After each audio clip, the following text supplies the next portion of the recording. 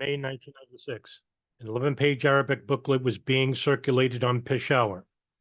It called for Muslims to join a new Islamic army to fight the evil West and its Muslim proteges. Doors for training of the faithful Muslims to become part of the Islamic army are open, it declared. It sounded like an al-Qaeda propaganda booklet, but it was not. Bin Laden had not yet returned to Afghanistan, and his declaration of jihad on the United States was still months away. The booklet was issued by a group of Arabs who called themselves the Caliphate Group. They were the same gang that had tried to declare a caliphate on Pakistani soil in 1993 and who had been ousted by the local tribes. In 1996, remnants of the group, including the leader, the Jordanian Mohammed Eid al-Rafai, were believed to be hiding in Kumar in eastern Afghanistan. Comprised of a few dozen Arabs, the group's booklet was hardly taken seriously. But when al-Rafai declared himself Amir al-Munamin, the leader of the faithful, in June of 1996, the ulema in Kumar staggered. They promptly sentenced the Arab warlord to death, lest he repent his actions. There could only be one Amir al-Munamin in Afghanistan, and it was Mullah Omar, leader of the Taliban. The death sentence was never carried out. Al-Rafai eventually escaped to Great Britain, where he died of natural causes in 2006. Meanwhile, bin Laden took a very different approach in dealing with the Taliban. Bin Laden never declared himself leader of the Muslims, and al-Qaeda did not seek to control territory or declare a state in Afghanistan. Bin Laden did the exact opposite. He recognized Mullah Omar as the legitimate ruler of Afghanistan and swore a public oath of allegiance, bayat, to him in 2001. There were both ideological and strategic reasons for doing this, which will later be discussed in this chapter. First, it is necessary to look at bin Laden's relationship to the Taliban after bin Laden moved to Kandahar in 1997. As discussed previously, bin Laden moved to Kandahar in April of 1997 at the request of Mullah Omar. The Taliban's purpose of moving bin Laden was probably to both protect him from foreign intelligence agents and to control his media statements. It appears that the Taliban succeeded in silencing bin Laden for a while. Bin Laden's last major interview with foreign journalists was given to Pina Arnett and Peter Bergen from CNN in Nangarhar in March of 1997. After that, there were no more interviews with bin Laden until May of 1998, when he gave several unsolicited interviews to foreign journalists from al-Qaeda's training camp in Khost. Meanwhile, on February 23, 1998, the London-based newspaper Al-Quds Al-Arabi had printed a declaration signed the Global Islamic Front for Jihad Against the Jews and Crusaders. The declaration later became known as bin Laden's Universal Declaration of Jihad Against the United States. It was signed by bin Laden and 4 other Islamist leaders, 2 Egyptians, Dr. Ayman al-Zawahiri and Rafai Taha, and 2 Pakistanis, Sheikh Mir Hamza and Maulana Fazlur Rahman. A much-quoted section of the statement reads, quote, "The ruling to kill the Americans and their allies, civilians and military, is an individual duty for every Muslim who could do it in any country in which it is possible to do it, in order to liberate the Al-Aqsa Mosque and the Holy Mosque from their grip, and in order for their armies to move out of all the lands of Islam, defeated and unable to threaten any Muslim," end quote. It is unclear if the February 1998 declaration had any direct effect on the relationship between bin Laden and the Taliban. Publicly, Taliban sought to diminish the fatwa's importance and denied outright that bin Laden had anything to do with it. The United States put moderate pressure on the Taliban at this time, asking them in April of 1998 to control bin Laden. In return, the Taliban declared that the soil of Afghanistan should not be used as a base for terrorists. But an internal conflict between Mullah Omar and bin Laden soon became apparent. It was caused not so much by the content of bin Laden's fatwa, by the fact that bin Laden decided to meet with foreign journalists on the soil of Afghanistan without informing Mullah Omar beforehand. In May 1998, bin Laden, Dr. Ayman al-Zawahiri, and Abu Hafs al-Masri, also known as Muhammad Atef, held a press conference in one of the training camps in Khost province.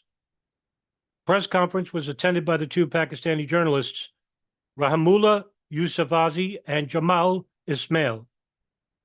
In the same period, bin Laden carried out a new press interview with the Western journalist John Miller from ABC News. The interview was given from somewhere in eastern Afghanistan, probably one of the Khost training camps, again, without the Taliban's permission.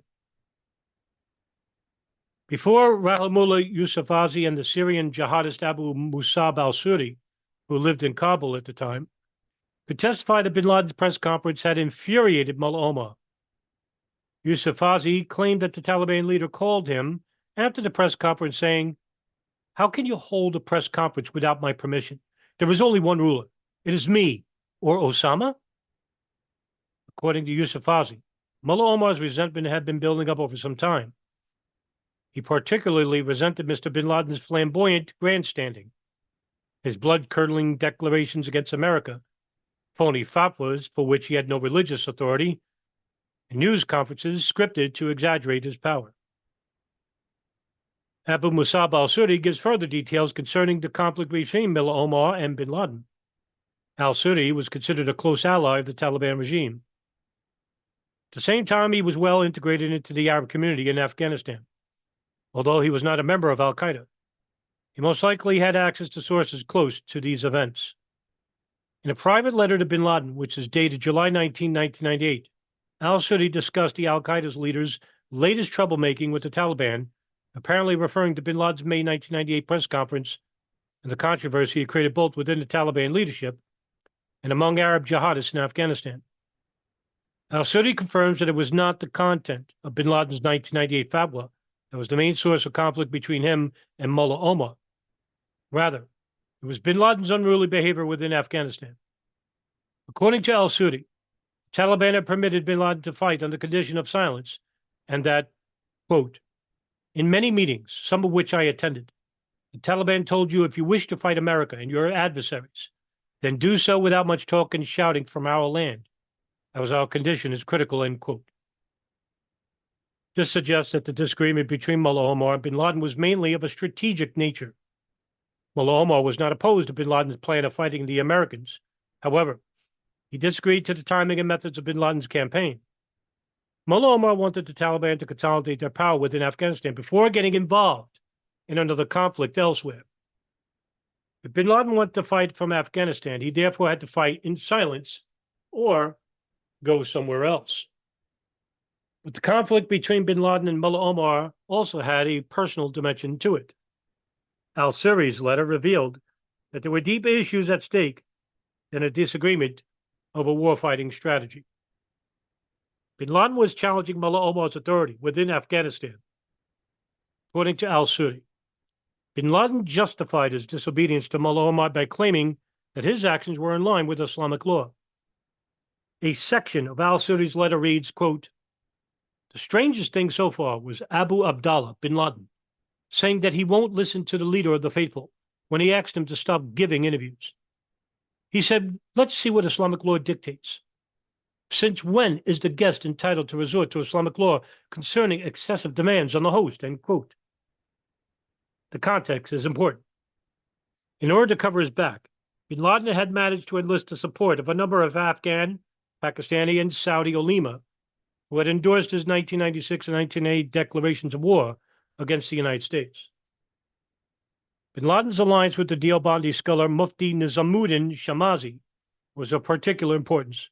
Mufti Shamazi was the leader of the Deobandi Madrasa at Binori town in Karachi and was highly respected among the Taliban's most important allies in Pakistan.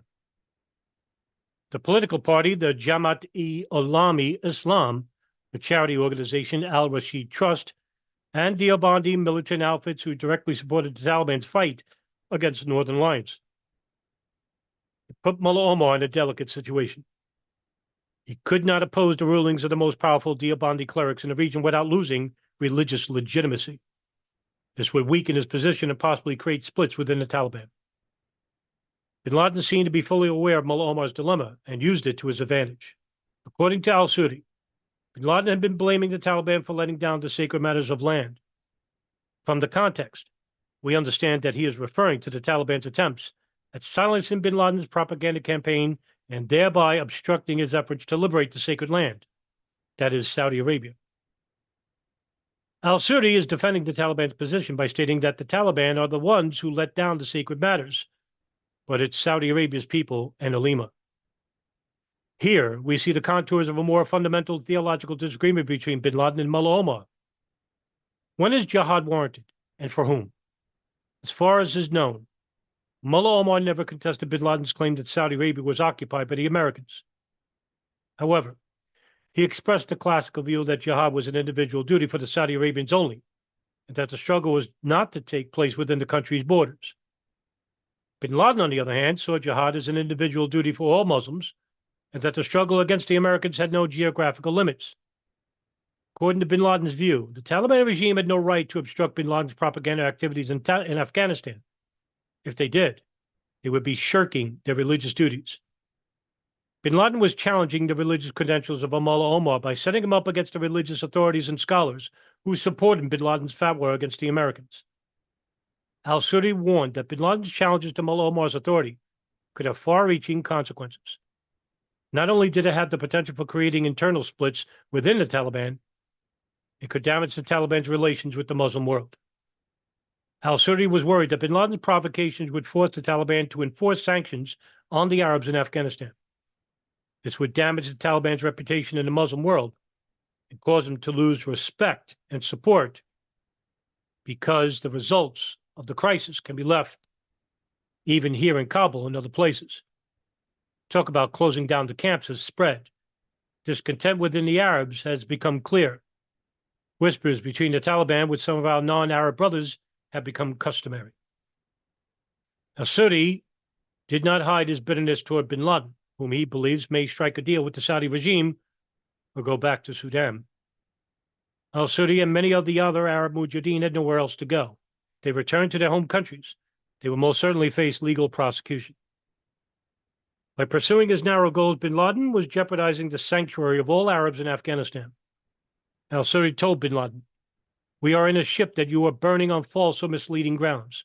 What right have you got to destroy our and others' homes?" According to Al-Sudi, the Arabs were left with few alternatives. Either they have to stay silent and suffer the consequences of Bin Laden's behavior, or they may be forced to go to the Taliban and Mullah Omar and tell them that Abu Abdallah, Bin Laden, only represents himself and his group of guards, but not the Arabs. It was not an ideal solution, as it would reveal internal dissent among the Arabs. It involves the obvious harm of hanging our dirty laundry for others to see, as he put it. Quote, "You should apologize for any inconvenience or pressure you have caused. Agree to apply mutual shura. Commit to the wishes of the leader of the believers, Mullah Omar, on matters that concern his circumstances here," end quote. This gist of al-Sudi's message is that if Bin Laden contained his undermining activity toward the Taliban regime, it would have destructive consequences for the Taliban and the Arab community in Afghanistan. Since the Taliban is stuck between a rock and a hard place, only Bin Laden himself can prevent this negative trend from developing. Al-Sudi's letter put the conflict between Bin Laden and Mullah Omar's into a larger context.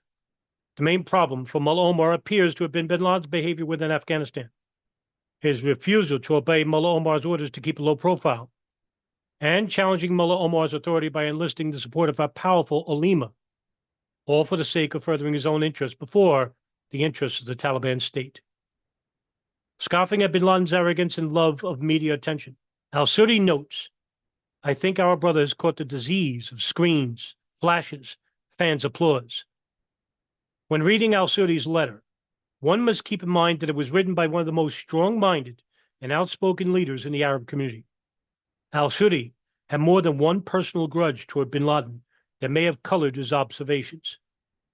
Nevertheless, he claimed that his resentment toward Bin Laden was shared by many Arab leaders, including Abu Hafs al-Masri and other members of the Bin Laden's immediate circle. In the end, Bin Laden followed al-Sudhi's advice to respect Mullah Omar's order because his next interviews in December of 1998 were with the Taliban's permission and with the presence of officials from the Taliban's Ministry of Foreign Affairs. But before that, he managed to provoke Mullah Omar once yet again.